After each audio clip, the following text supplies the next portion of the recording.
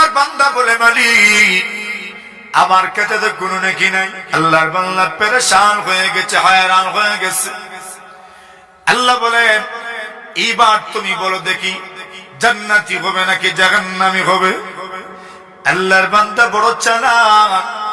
আল্লাহর বান্দা বলে মালিক জানি না জান্নাতি হব নাকি জাহান্নামী হব। আমি যদি গুনাহের ফাইলের দিকে তাকাই আমার তো মনে হয় জাহান্নামী হয়ে যাব। কিন্তু শুধু গুনাহের ফাইল নয়, আপনি আল্লাহর রহমত যে আছে তাও আমার জানা আছে। আলহামদুলিল্লাহ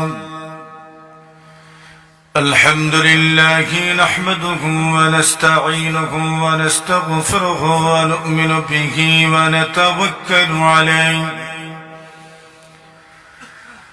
ওয়া নাউযু বিল্লাহি মিন শুরুরি আনফুসিনা ومن سيئات أعمالنا من يهده الله فلا مضل له ومن يضلله فلا هادي له وأشهد أن لا إله إلا الله وحده لا شريك له وأشهد أن سيدنا وسندنا وحبيبنا ومولانا محمدا عبده ورسوله الذي أرسله الله تعالى إلى الناس كافة بشيرا ونذيرا وداعيا إلى الله بإذنه وسراجا منيرا أما بعد فأعوذ بالله من الشيطان الرجيم بسم الله الرحمن الرحيم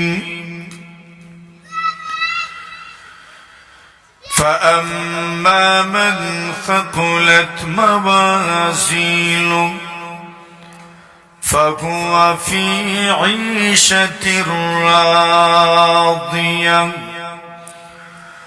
وأما من خفت موازينه فأمه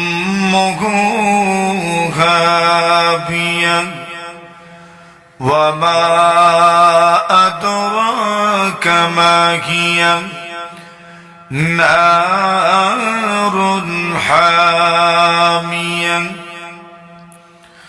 صدق الله مولانا العظيم صلى الله على سيدنا ومولانا محمد وعلى آله وأصحابه وسلم। ঘাটের ছটি যাত্রাপুর জামে মসজিদের উদ্যোগে আয়োজিত অধ্যক্ষার বার্ষিক তাফসীরুল কোরআন মাহফিলের চলমান অধিবেশনের নিহায়ত কাবিল ইহতারাম জনাবে সদরে জলসা সিলেটের ঐতিহ্যবাহী দ্বীনি বিদ্যাপীঠ নয়া সড়ক দারুল হাদিস জামিয়ার স্বনামধন্য মুহতামিম অসংখ্য অগণিত উলামায়ে কেরামের স্নেহধন্য সহবত প্রাপ্ত হযরত মাওলানা শেখ সাইফুল্লাহ সাহেব দামাত বারাকাতুহুমুল আলিয়া, মঞ্চে উপবিষ্ট হযরত উলামায়ে কেরাম, সমবেত মুরব্বিয়ান, যুবক ভাইয়েরা, পর্দানিশীন, অত্যন্ত শ্রদ্ধেয় সম্মানিত মা ও বোনেরা, আলোচনার প্রারম্ভে আল্লাহ পাক রব্বুল আলামিনের অসংখ্য অগণিত শুকরিয়া আদায় করছি, যিনি মহতী মজলিসে প্রাণবন্ত এই মাহফিলে ভাব গাম্ভীর্যতার সাথে স্বতঃস্ফূর্ত ভাবে আমাদেরকে উপস্থিত হয়ে কোরআন ও সুন্নাহের আলোকে কিছু কথা বলার ও শোনার তৌফিক দান করেছেন। এজন্য আমরা প্রত্যেকেই বলিষ্ঠ আওয়াজে মহিয়ান ঘরিয়ান প্রভুর দরবারে কালিমাতুশ শুকুরের নজরানা পেশ করছি। সকলেই বলি আলহামদুলিল্লাহ। আল্লাহ পাকের বড় মেহেরবানি যে আল্লাহ পাক আপনাকে আমাকে সুযোগ করে দিয়েছেন। মাহফিল একটা মসজিদের উদ্যোগে, মসজিদ আল্লাহ পাকের ঘর, যেখানে মানুষ তার রবের সামনে নিজের জীবন মরণ, তার সব কিছু, তার জীবনের সমস্ত পেরেশানি, মানুষ তার জীবনের সকল ব্যথা দরদ, যার সামনে মন খুলে প্রাণ খুলে বলতে পারে, সেই আল্লাহ তাআলার সবচেয়ে প্রিয়, সবচেয়ে পছন্দনীয় জায়গা হচ্ছে মসজিদ। জনাবে নবী আকরাম সাল্লাল্লাহু আলাইহি ওয়াসাল্লাম হাদিস শরীফের মধ্যে বলেন, কোন মানুষ যদি আল্লাহর ঘর বানায়, তার তৌফিক মতো ছোট্ট একটি পাখির পিঞ্জিরার মতো যদি একটা ঘর বানায়, আল্লাহর রাসূল বলছেন তার জন্য আল্লাহ পাক জান্নাতে একটা ঘর বানাবে। একজন মানুষ যদি ঘর বানাতে পারেও না, কিন্তু আল্লাহর জন্য নির্মিত বানানো ঘরটাকে যদি পরিষ্কার পরিচ্ছন্ন করে রাখে, কোন মানুষ যদি আপনার ঘরটা ঝাড়ু দেয়, আপনি যেখানে থাকেন ঘুমান, এই বিছানাটা যদি কেউ ঝাড়ে, আপনি তাকে পছন্দ করেন। আল্লাহর রাসূল সাল্লাল্লাহু আলাইহি ওয়াসাল্লাম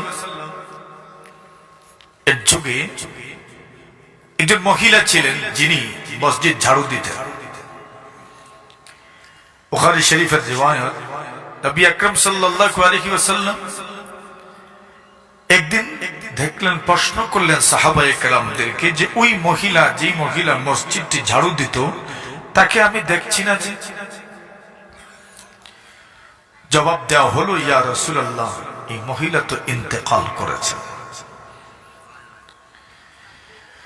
রাসূলুল্লাহ প্রশ্ন করলেন, ফাহাল্লা আযানতুমুনি, তোমরা আমাকে কেন বলনি যে তার ইন্তেকাল হয়ে গেছে? সে এত গুরুত্বপূর্ণ কাজ করেছে, আমি তার জানাজার নামাজে শরীক হতে চেয়েছিলাম, তোমরা আমাকে বলনি। অতঃপর সাহাবায়ে কেরাম বলছেন, ইয়া রাসূলুল্লাহ, মহিলা রাত্রে মারা গেছে, আমরা রাত্রেই দাফন করেছি, আমরা ভাবছি আপনার কষ্ট হবে, এজন্য আপনাকে জানাইনি। এরপরও রাসূলুল্লাহ ওই মহিলার কবরের পাশে গিয়ে আল্লাহর রাসূল তার জন্য দোয়া করেছেন।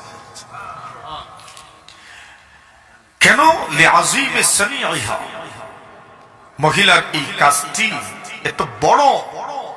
আল্লাহর ঘর মসজিদ ঝাড়ু দেওয়া, পরিষ্কার করা একজন মানুষের সৌভাগ্যের লক্ষণ, যে আমি আল্লাহর ঘরকে পরিষ্কার করতে পেরেছি, আলহামদুলিল্লাহ। কাজটা ছোট, কিন্তু আল্লাহর কাছে বড় পছন্দনীয়। যদিও কাজ ছোট, কিন্তু এই ছোট কাজের ওজন আল্লাহ তাআলার কাছে অনেক বেশি। অনেক নেক আমল আছে বান্দার, যেগুলো দেখতে ছোট কিন্তু ওজন খুব বেশি। একটা আমল যদি নেকির পাল্লায় রাখা হয়, পুরোটা নেকির পাল্লা ওজনদার হয়ে যায়। হাদিস শরীফে রাসূলুল্লাহ বলেন, উকবা ইবনে আমির বলেন, আমি এবং ওমর এই দুইজনের মধ্যে বাড়ি নির্ধারণ ছিল।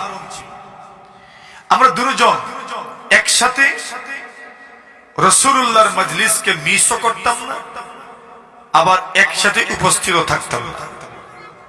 একদিন আমি, একদিন উনি। একদিন উনি রাসূলুল্লাহর মজলিসে উপস্থিত থাকতেন, একদিন আমি। যেদিন আমি উপস্থিত থাকতাম ওই দিন উনি উট নিয়ে মাঠে যেতেন, আর যেদিন উনি উপস্থিত থাকতেন ওই দিন উট নিয়ে আমি মাঠে যেতাম। উকবা বলেন, যেদিন আমার বাড়ি ছিল, আমার পালা ছিল যে আজকে আমি উট নিয়ে মাঠে যাব, উমর বসবেন রাসূলুল্লাহর খেদমতে। আমি মাঠে গেলাম, ভালো ঘাস পাতা পেয়ে গেছি, উটের পেট ভরে গেছে। আমি খুব দ্রুত উট বাড়িতে বেঁধে রেখে আর বাড়িতে দেরি না করে রাসূলুল্লাহর মজলিসটা আমি মিস করলাম না, রাসূলুল্লাহর মজলিসে আমি উপস্থিত হয়ে গেলাম। উপস্থিত হওয়ার পরে আমি শুনলাম রাসূলুল্লাহ বলছেন, মান তাওয়াদ্দা ফা আহসানাল ওযুআ। আল্লাহর নবী বলেন, কোন মানুষ যদি সুন্দর করে করে উযু পড়েন, সুম্মা খারাজা ইলাল মসজিদ, অতঃপর মসজিদের দিকে রওনা হলেন, আল্লাহর নবী বলেন, তার প্রতিটি কদমে কদমে আল্লাহ পাক একটা করে নেকি লিখে দেন। প্রতিটি কদমে কদমে আল্লাহ পাক একটা করে গুনাহ মাফ করে দেন।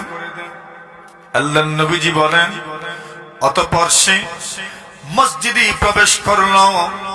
মসজিদে প্রবেশ করার পরে 2 রাকাত নামাজ আদায় করলো।